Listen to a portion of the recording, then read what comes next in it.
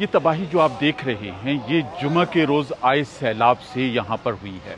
और सिर्फ ये इलाका नहीं बल्कि ये मैंगोरा का जो मरकज़ी इलाका है वहाँ पर हर मार्केट और हर दुकान में यही हाल नज़र आ रहा है।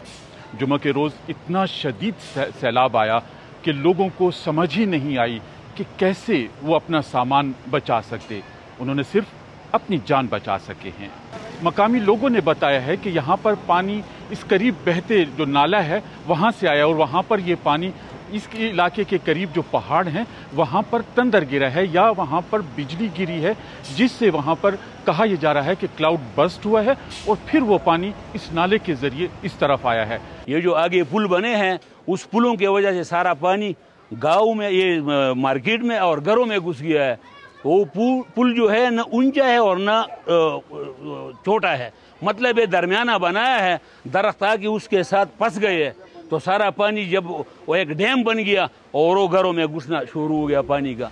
घर तो सब उजड़ गए हैं, दुकान ये सब तबाह हो गए। अभी ये साफ हो रहे हैं अभी, लेकिन उसके लिए तो पैसे चाहिए ना, फिर माल तो खरीदना नहीं है हमने।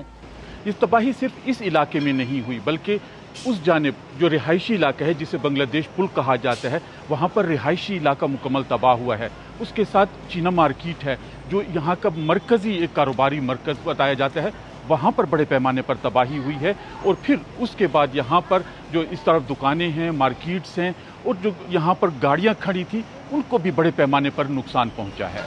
इस वक्त यहाँ पर इस नुकसान का तखमीना लगाया जा रहा है और हुकाम की जानिब से यहाँ पर रेस्क्यू का काम भी जारी है, जहाँ पर ये इलाका साफ़ किया जा रहा है। लेकिन मकामी लोगों का कहना है कि बेशतर लोग अपनी मदद आपके तहत ही लगे हुए हैं। यहाँ पर ऐसे गरीब लोग भी हैं जिनके रिक्शे, गाड़ियाँ और जिनके छोटे मोटे कारोबार के लिए उन्होंने सामान लिया हुआ था वो बिल्कुल ही ख़त्म हो गया है।